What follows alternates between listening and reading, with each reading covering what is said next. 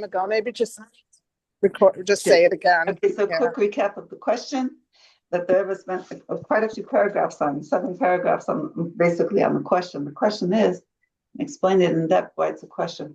When Hashem says to Avraham Avinu, go out of your land, go to the land of, that I will show you, which is the land of Israel, the Rebbe says this is a teaching for us for now, for every moment and every time period, every place that we are, we can always take a lesson, need to take a lesson from Torah for that moment and that place, that time, for us, each soul.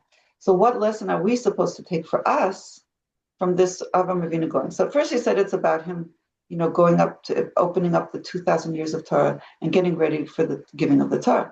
Then the Rebbe said we already got the Torah at Mount Sinai. So then what do we need what's the lesson of preparing for the Torah if we already got the Torah, right? And he went at length into this whole idea how we get the Torah every day and every moment, and every Torah has to be anew. So we're always preparing for getting the Torah.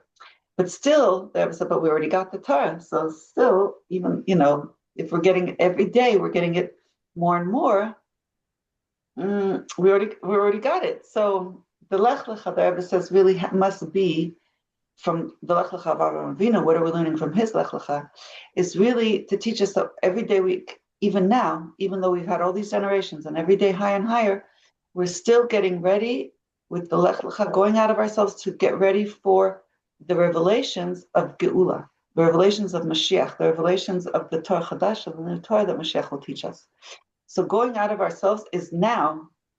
Okay, I was thinking yesterday, what is this going out of ourselves? Okay, is that really, really, really we are and can be new people. We're not dependent on anything in our past to be who we are right now. We're not molded in labels of anything from before that makes us not capable of receiving this new revelations of Geula, of Mashiach, of the Torah Chadash, the new Torah that Hashem is going to give us, the deepest insights of Torah that really need to come in prophecy. So, we learned this before. The Rebbe explains that the revelations of the Torah Chadash are all there in Torah, but we can't see it with our regular brain, our normal human brain. We are going to need the prophecy of Mashiach and levels of prophecy that Hashem is going to give to each and every one of us, that to get these deeper insights and chidushim and awarenesses and ahas from Torah, that afterwards we can develop them in our brain and mind and process them, that we can talk about it and explain it in our human capacity. But it's really levels of insights that are beyond human brain capacity to integrate on our own. So we're going to need help from above, and that's the revelations of the Torah Chadasha through Mashiach. So that's where we stopped. Okay, here we are, paragraph 8 of Parshas Lech Lecha of the Rebbe, 1991. So now he talked about the inheriting, going to the land of Israel, inheriting not just the 7 nations, but the 10 nations. And the Rebbe mentioned what we learned, remember 2 years ago, about before October 7th, about how we're going to get the other side of the Jordan River. The Rebbe said, in ways of pleasantness and peace, not with war. And we're going to get, and not only that, the nations of the world are going to ask us to take over the east side of the Jordan River. And we saw that's happened right now. And last Shabbos, I spoke with an IDF, not just soldier, an IDF commando. And he said he's stationed right now he came in for a bar mitzvah. He was let off for a little bit, but he's stationed in Syria. And I asked him what it's like for those who weren't here yesterday, and is it exciting to be in Syria? That and he said, yes. I said, we got that land, it must feel very good to be there after many decades of not being. He said, yep, absolutely. It's very, very, it's an elated kind of feeling. We have Syria. So that's that. And how did it happen? The Jews asked us to come there. So it's exactly the way the Rebbe said. This is a very, very amazing phenomenon. I don't know why not more people are talking about this. But we were talking about this because we mamash see it right here in the Rebbe's words and how it's happening now. The Rebbe said this in 1991. Okay? So that's and here, it's right here in paragraph 7, Parshas Lech Lecha, Var Malchus, 1991. The end of paragraph 7, he says the chidush now is that we will get these 3 lands on the east side of the Jordan River, the Keni Kniza Kadmoni lands. They'll get them bedake nam, bedake sham, ways of pleasantness and ways of peace, because Shabbatozman, that time, which is Yom HaMashiach, lo yesham, there won't be a war in order to get it. Ela umot olam ha'atzman, the nations of the world themselves, yimseru otam livnei Yisrael b'rtzonam tov. They will give it to the Jewish people with their goodwill. So we're going to see very soon also that this is going to be not just the Druzim, but all the nations of the world that are being put together as a pact of peace right now. They're getting organized and figuring out what and how and who. We're going to see very, very soon they're all going to acknowledge that Israel is to be in the east side of the Jordan River, where they are right now, and they're going to acknowledge it and support it and say, yes, they'll pass it on. It says, Yimsu, they'll give it over to the Jewish people from their own goodwill. We won't have to put any bombs there in order to get it. So they'll give it to the nations of the world, not just that one nation of the world that was there, but the nations of the world. It says, Umos ha'olam, Atzman, they themselves, Yimsu, will give it over. Livnei Yisrael, to the Jewish people, B'Rtzonam HaTov, the east side of the Jordan River, which we're seeing right now, and it's going to become more and more apparent and more clear. Okay, but we are there already. The Jewish people already have inherited. My daughter-in-law's relative is there right now with his unit. So here we go. I mean, there's more than one in it. Unfortunately, we should daven for. There is one Lubavitcher, an elderly gentleman. He has a big white beard. He's in the army. His regular job, he's a miluim. His regular job is Chabad on campus in Yerushalayim. He was stationed in Syria, and just a few weeks ago, he went over a mine, and his legs were blown up. So yeah, he lost both his legs, and can really daven. You can daven from probably from the depths of your heart. Liraz,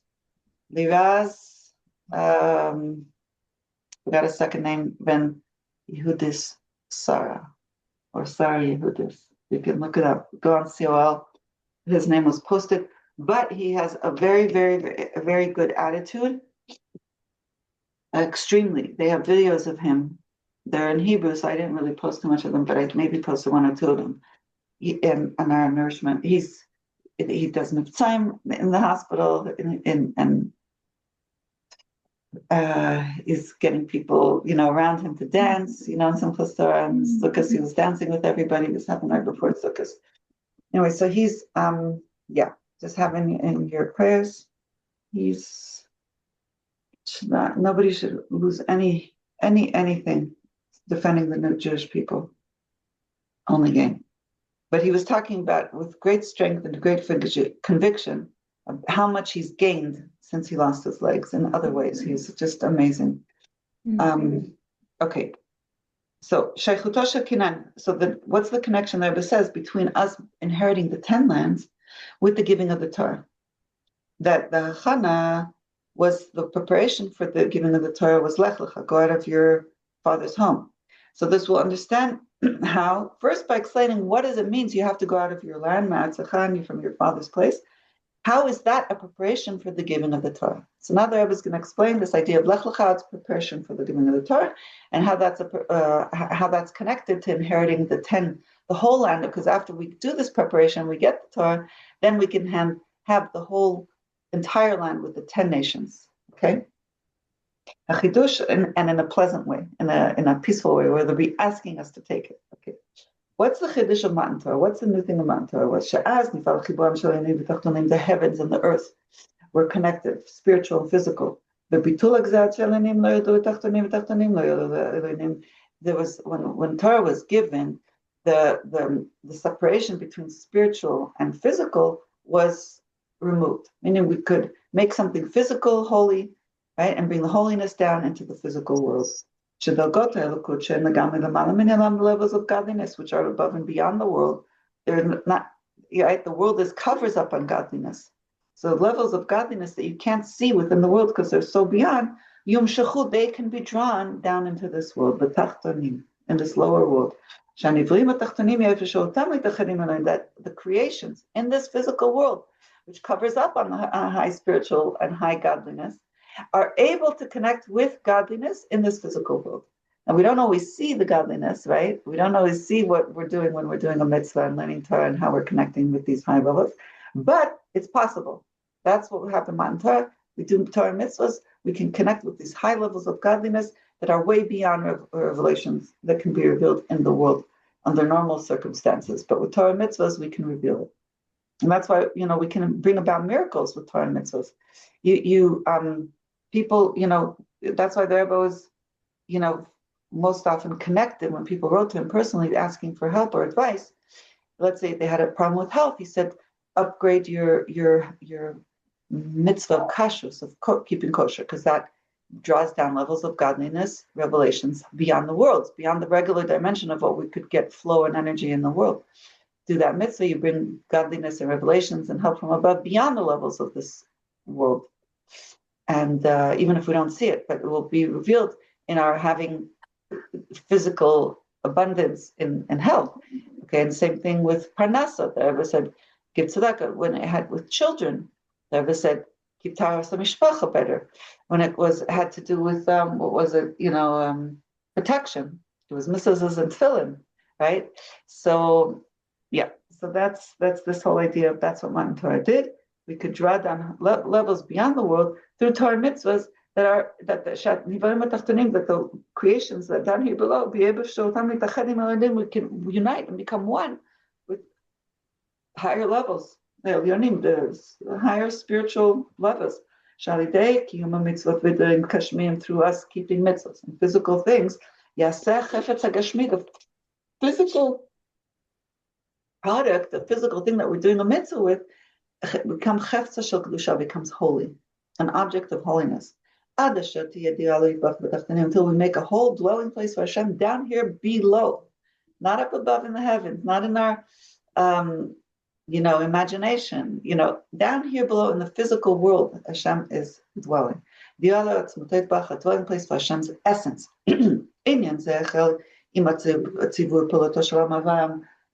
This started with the activation, and it was activated by Avram being commanded and Avram enacting the Lech Lecha, going out, Ma'atzecha, from his land, Mimoladatcha, from the place of your birth, Mibeit Avicha, from the house of your father, El Ha'aretz Asher Eka, to the land that I will show you, Miuchad Alidei Kiyum Mitzvat Milah, especially when he kept the mitzvah of the bris milah, the circumcision.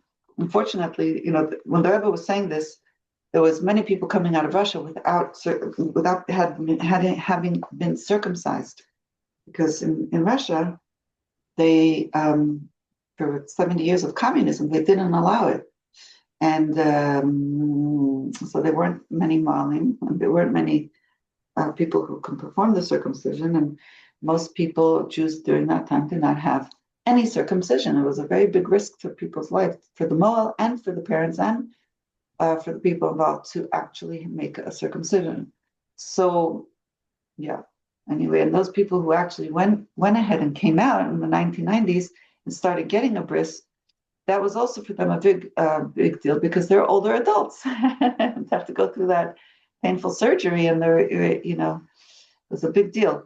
So this is when I'm just bringing in context that when the Rebbe says about the covenant of the bris, this was a time when people were deciding whether or not they're going to get a bris after they were, already in their 50s and 60s and 70s. There was one person, I think, who was very older and did it. And I remember my boys used to go to the Ukraine when they were teenagers and help out with the camps and help out with the orphanage there in the Ukraine. And one of the things that they got to do was, whoever they were able to help out, they had to get parental consent, was to do a bris for these kids. Some of the kids did it. Some of the kids, boys that were like, and they knew it was painful. They knew it was going to be surgery. And these boys wanted it. It was pretty amazing. What? I mean, conversion demands, even today, some form of that type of infliction, even today. Yeah. But can you imagine, I just have to say, can you imagine what it seemed like at the time? That's such a difficult thing, like when it wasn't known, well known. Even today, nobody really loves it, right? I mean, the point is to understand I don't want to call it a sacrifice, but to recognize that it's not things that Hashem asks us to do. It's not necessarily that we have the first impulse to say, oh yeah, that's a great idea, we'll do it, thanks. That's not our impulse, but yet that's what's required. I think that it stands as a really good example. And today, it's obviously not as a big deal. We consider it a good thing and a blessing and all that. But can you imagine in the beginning when we never knew what this was, what it took? Right. And in the old days, they didn't have anesthesia necessarily, pain medicine and stuff like that, whatever. So in any event, which is usually they don't use anesthesia, but it could be in, some cases. I don't know the details, but in any event, let's No, you're not allowed. You're not, just so you know, you're not allowed any painkiller. Anyway, maybe wine, like to give the babies. Yeah. Okay, let's continue because I don't know enough, and it doesn't really matter. But the point is that this is something that's in our physical flesh of a male person. There is this Mesiras Nefesh. It's giving over of your own desires to do Hashem's will and make this covenant. Okay. Now, so Gam Kodem, also before going from your land, Lech Lecha Ma'atzecha, when Avram Avinu was 75 years old, and Hashem commanded him to leave his father's place and his birthplace and his hometown and everything. Before that, even before he left, he was there for 75 years. He served Hashem in his place of birth, in his father's home. Both on a very high level, he was recognizing his creator. Avodat Hashem, he served Hashem. He was revealing godliness in the world when he was in his father's hometown. Let me just see. Okay, so he was going around doing revealing Hashem in his hometown even before he left. Okay, like it says, and also he did it in a way of also giving over, being willing to give up his life, because it came into expression when they tried to throw him in the fire, but were costume. If you've seen or heard, I'm sure most of you have seen or heard the story of the Medrash, how he was going against the idol worship in those days, and so they threw him in the fire because he wouldn't leave his propaganda of that, monotheism of everybody needs to serve one God and not little idols. So the Rambam talks about at length about how great was his service of Avram even before he was told to leave the birthplace of his father, before he was told Lech Lecha.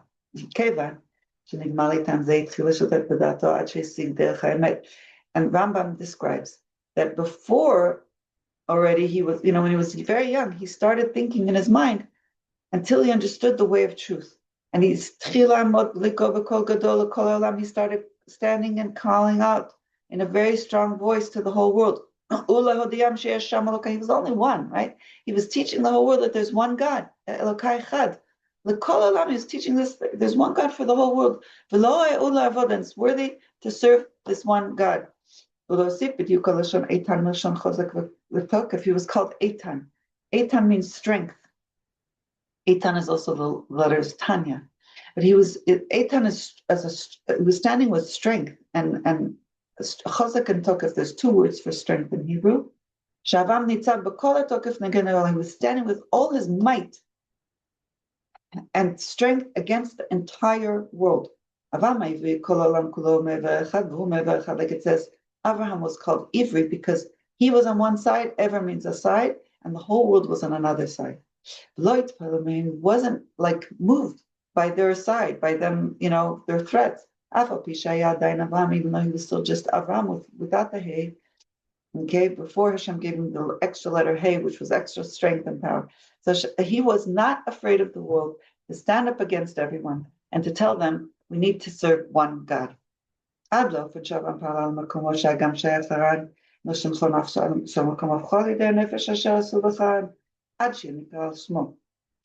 he was able to change the place called Haran. And Haran means like anger.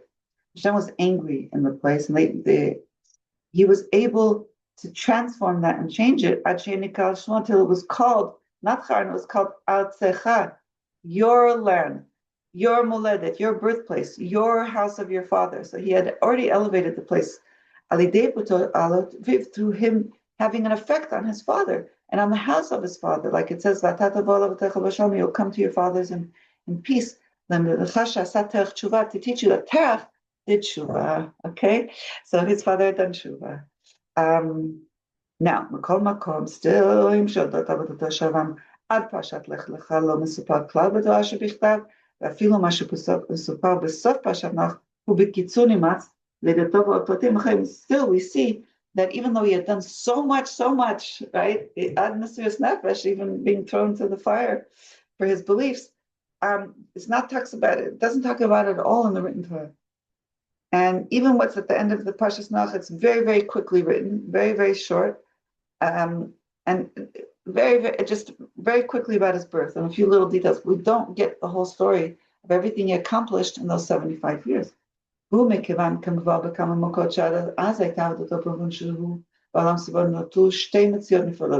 there it says, it's explained in a few places why, that till then his service was in a way that him and the world were two separate existences.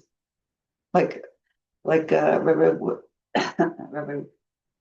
Ginsburg once expressed, two different wavelengths, okay? But there were two separate things. There's higher and there's lower. There's spiritual and there's physical, very separate.